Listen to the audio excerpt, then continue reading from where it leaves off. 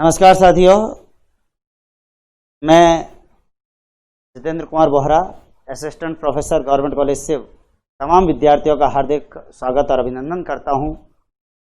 राजस्थान के तमाम राजकीय महाविद्यालयों के अंदर जैसा कि आपको पता है, लॉकडाउन और अनलॉक की अवधि के अंदर ई कंटेंट हम लोग बना रहे हैं और हमारे विद्यार्थियों को ऑफलाइन क्लासें बंद होने पर भी उनको नुकसान ना हो और उनकी क्लासेस को हम कंटिन्यू कर सके, ये कंटेंट के माध्यम से हम ये सामग्री आपको प्रोवाइड कर रहे हैं।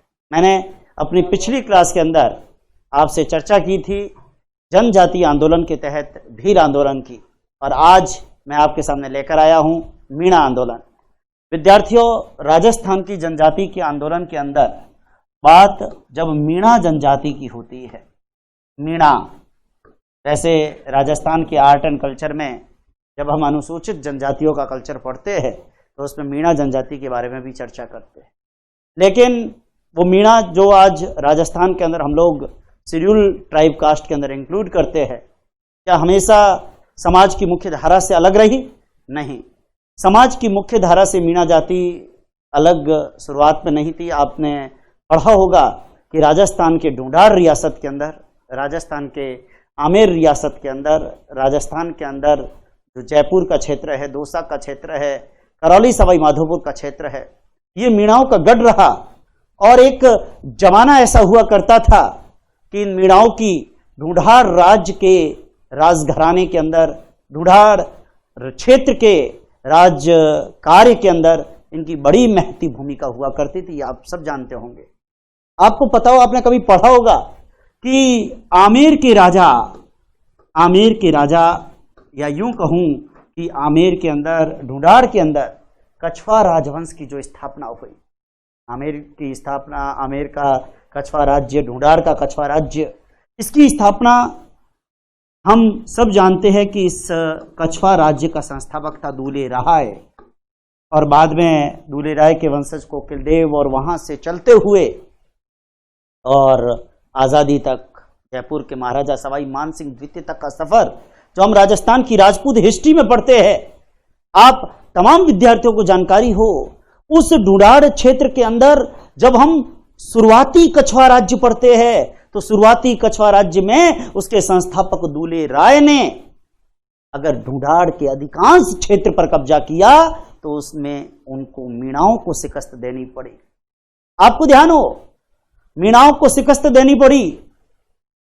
दौसा के बड़गुजर, रामगढ़ के मीणा और बाद में आमेर के मीणा, तो गुर्जर और मीणाओं को हराकर ही ढूंढार के अंदर कछवा राज्य की स्थापना हुई थी। तो जब ढूंढार में कछवा राज्य की स्थापना हुई, उस स्थापना से पहले मीणाओं का ढूंढार के अधिकांश क्षेत्रों के अंदर बाहुल्य हुआ करता था। लेकिन कहते हैं कि दूले राय, जिन्होंने रामगढ़ के मीणाओं को परास्त किया, पहले दौसा के बड़गुजर और फिर रामगढ़ के मीणा, और उसके बाद में कोकिल देव ने आमेर के मीणाओं को, तो जब रामगढ़ के मीणाओं को परास्त किया और वहां पर जब कछवा राज्य उस क्षेत्र में भी स्थापित हुआ, फिर कोकिल देव के काल के अंदर आमेर के मीणाओं को हराया गया, आमेर को अपनी राजधानी 1207 के अंदर बनाया गया। तो आप देखिए, ढूंढार के कछवा राज्य की बात करते तो शुरुआत में मीणाओं का जिक्र होता है। इसका मतलब मीणाओं का ढूंढार क्षेत्र में आधिपत्य हुआ करता था। आज भी मीणाओं की आबादी आप देखोगे तो जयपुर क्षेत्र, जयपुर संभाग के अंदर मीणाओं की आबादी बहुत ज्यादा आपको देखने को मिलेगी। विद्यार्थियों ध्यान दें, ये मीणा जो शासक वर्ग से संबंध रहे, लेकिन इन मीणाओं के अंदर कहते हैं कि वो थोड़ी बहुत ये रहा भाव कि हम अपने राज्य को वापस कैसे अर्जित करें। जब ये भाव रहा और ढूंढार के कछवा राजाओं ने धीरे धीरे इन मीणाओं को संतुष्ट करने के लिए सबसे पहले तो इनको जमीनें दी, खेती का कार्य दिया, और वो खेतिहर मीणा बने। लेकिन कुछ मीणा अभी भी अपने युद्ध कौशल के बल पर अपने राज्यों को हासिल करने का प्रयास कर रहे थे, तो ढूंढार के कछवा राजाओं ने उनको राज्य की चौकीदारी में शामिल कर दिया और एक नया वर्ग चौकीदार मीणा आ गया। वैसे अगर आप देखेंगे, जैन मुनि मगन सागर का मत्स्य पुराण हम देखते हैं या मीणा पुराण देखते हैं, उसमें मीणाओं की 5200 खापें अलग अलग बताई गई। लेकिन हम जब मीणा आंदोलन को पढ़ते हैं तो विशेष रूप से विद्यार्थियों, मेरी बात को ध्यान देना, विशेष रूप से मीणाओं के 2 वर्ग सबसे प्रमुख माने जाते हैं।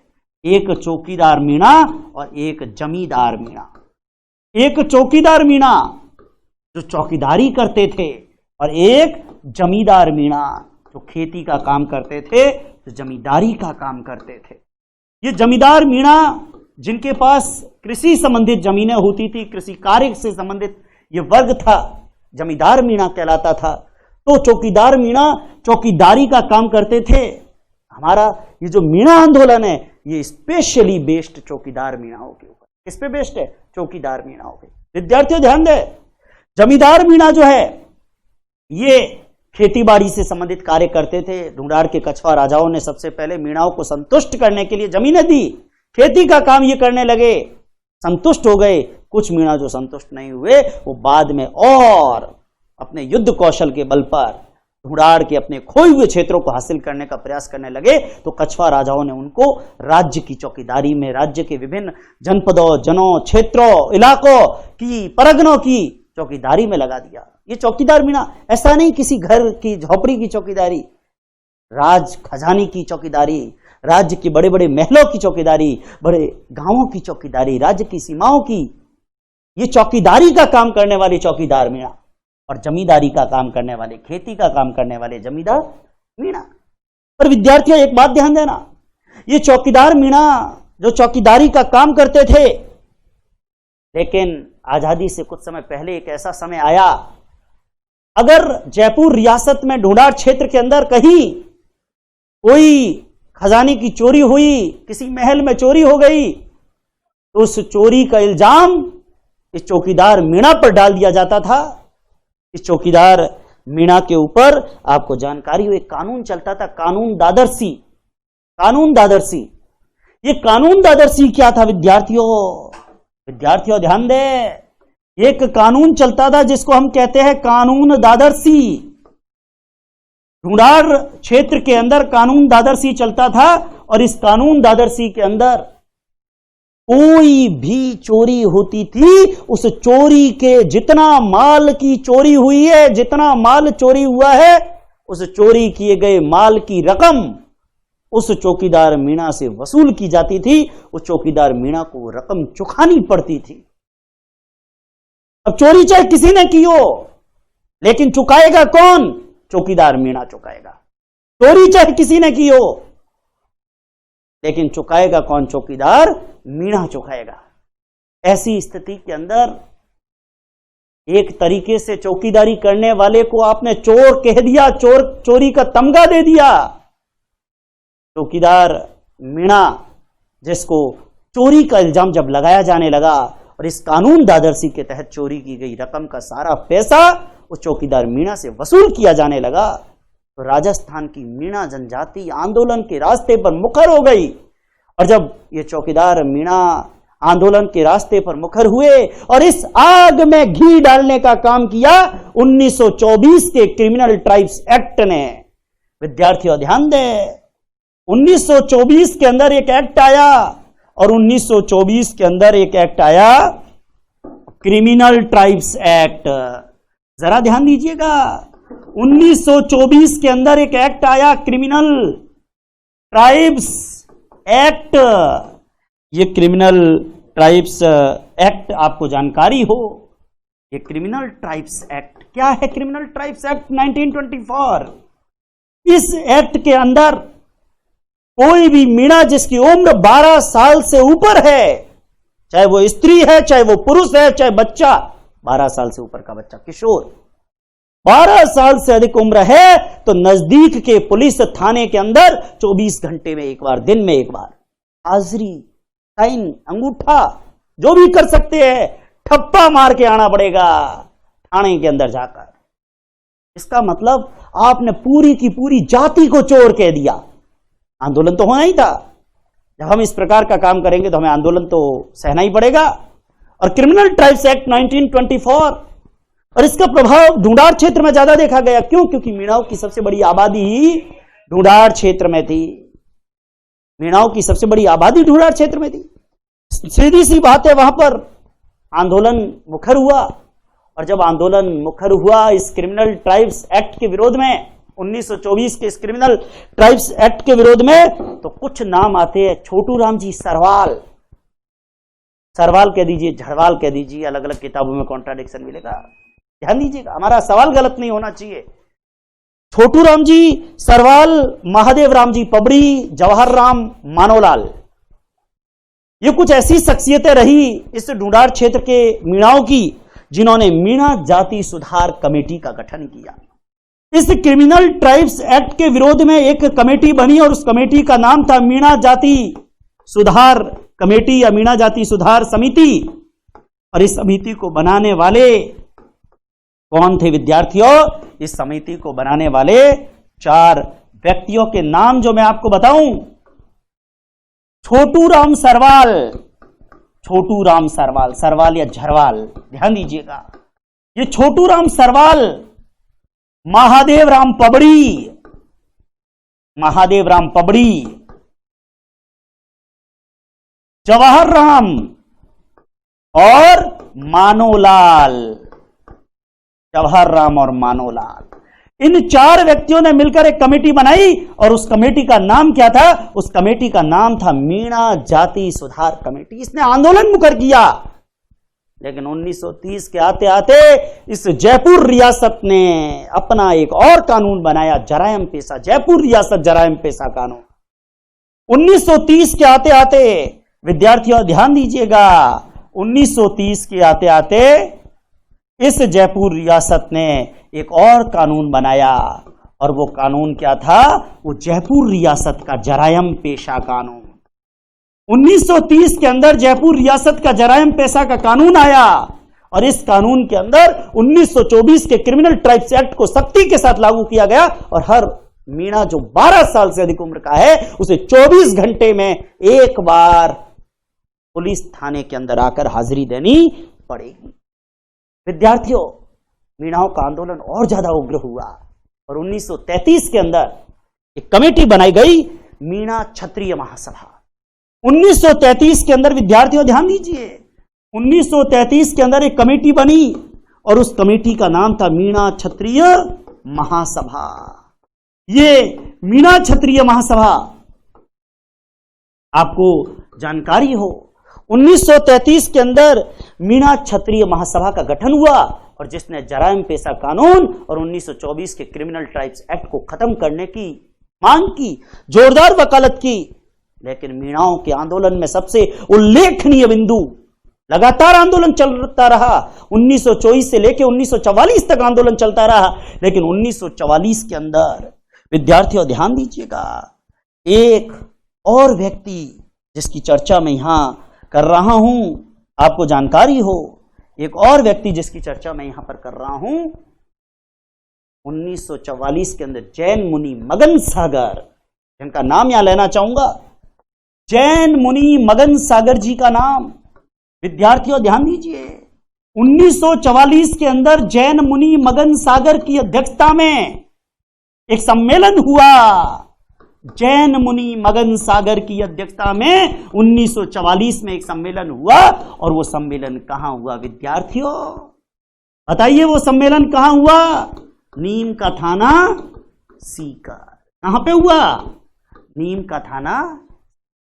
1944 के अंदर नीम का थाना सीकर के अंदर जैन मुनि मगन सागर की अध्यक्षता में एक विशाल सम्मेलन हुआ और विशाल सम्मेलन नीम का थाना सीकर। ये नीम का थाना राजस्थान का जीके पढ़ोगे बहुत बार आएगा, नीम का थाना।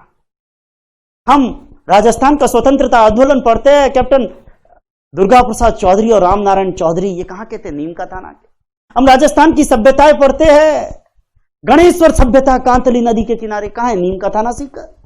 ये नीम का थाना और उसी नीम का थाना में जैन मुनि मगन सागर की अध्यक्षता में एक विशाल मीणा सम्मेलन हुआ और इस मीणा सम्मेलन में पंडित बंशीधर शर्मा की अध्यक्षता में जयपुर राज्य मीणा सुधार समिति का गठन किया गया। जयपुर राज्य मीणा सुधार समिति, ध्यान दीजिए, इस नीम का थाना सीकर के अंदर जो सम्मेलन हुआ, इसमें जयपुर राज्य मीणा सुधार समिति का गठन किया गया। इसमें जयपुर राज्य मीणा सुधार समिति का गठन किया गया और इस समिति का अध्यक्ष बनाया गया पंडित बंशीधर शर्मा को।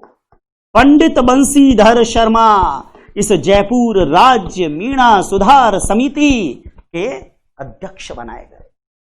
और इस जयपुर राज्य मीणा सुधार समिति की पहल पर, अपील पर कई, देखिए चौकीदार मीणाओं में कुछ चोर डकैत थे तो उसके नाम पर पूरी जाति बदनाम हो रही थी, तो इन्होंने एक बल दिया कि हम में से अगर कोई चोर है, डाकू है, तो सरेंडर कर दे ताकि कुछ लोगों के नाम पर पूरी जाति बदनाम ना हो। तो कहते हैं कि जमुना, लादिया, सूजा, रंजीता जैसे कई ऐसे, नाम याद करने की जरूरत नहीं है, ऐसे कई चोर डाकू उन्होंने सरेंडर कर दिया, आत्मसमर्पण कर दिया। चौकीदार मीणाओं ने अपने अंदर जो कुरीतियां थी उसको भी समाप्त करने का प्रयास किया। मैं आपको बताना चाहूंगा, इस जयपुर राज्य मीणा सुधार समिति ने त्रिसूत्री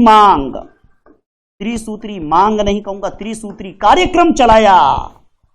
और यह त्रिसूत्री कार्यक्रम क्या था विद्यार्थियों, ध्यान दीजिए, इसने त्रिसूत्री कार्यक्रम चलाया। पहला कार्यक्रम था हमारे अंदर, खुद के अंदर जो व्याप्त बुराइयां है, जो कुरीतियां है, जो रूढ़िवादिताएं है, चाहे वो नशे की प्रवृत्ति है, चाहे वो चोरी की प्रवृत्ति है, हमारी खुद की व्याप्त बुराइयों का क्या हो जाए, उन्मूलन हो जाए, समापन हो जाए। दूसरी मांग थी इस जराइम पेशा कानून दादरसी क्रिमिनल ट्राइब्स एक्ट, इन कानूनों को क्या करे, खत्म किया जाए, जराइम पेशा कानूनों को समाप्त किया जाए। और तीसरी व्यवस्था, जो चौकीदार मीणा चौकीदारी करते थे, ध्यान दीजिएगा, ये सारे फसाद की जड़ तो ये चौकीदारी ही है।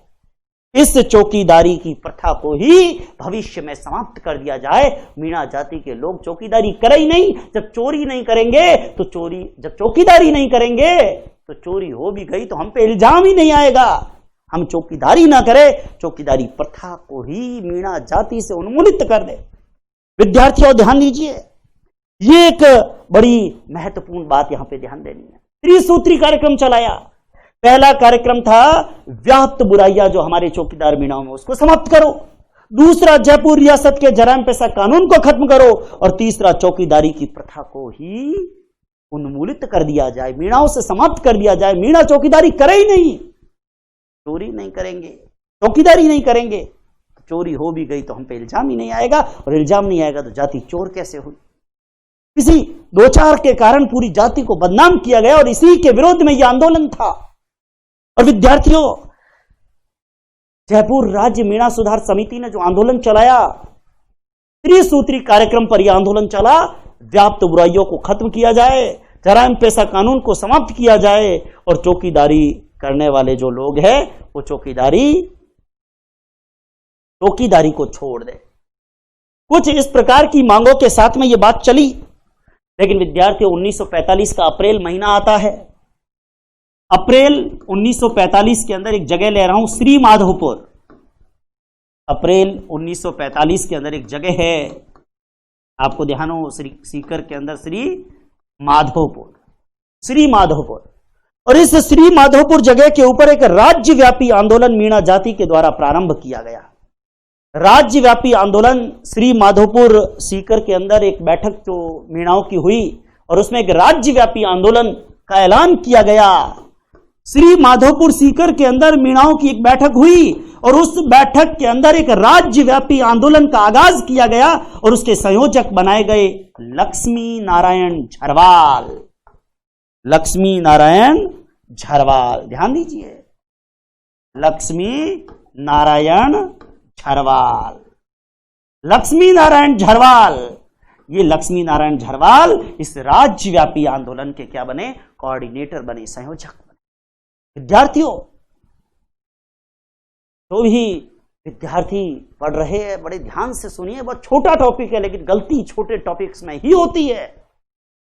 राज्यव्यापी आंदोलन का आगाज हुआ, लक्ष्मी नारायण झरवाल इसके संयोजक बनाए गए। और मैं आपको यहां पर एक चीज और बताना चाहूंगा, 1945 की बात आती है, 31 दिसंबर 1945, ये तारीख थोड़ी सी नोट करिएगा, 31 दिसंबर 1945 और 1 जनवरी 1946। ये तारीख अगर आपके जहन में नहीं है तो मैं बता दूं, अखिल भारतीय देसी राज्य लोक परिषद अखिल भारतीय देसी राज्य लोक परिषद, All India States People Conference, अखिल भारतीय देसी राज्य लोक परिषद का एक अधिवेशन उदयपुर की धरती पर हुआ और जिसकी अध्यक्षता करने के लिए कांग्रेस के दिग्गज नेता जो बाद में भारत के पहले प्रधानमंत्री भी बने पंडित जवाहरलाल नेहरू उसकी अध्यक्षता करने के लिए आए थे।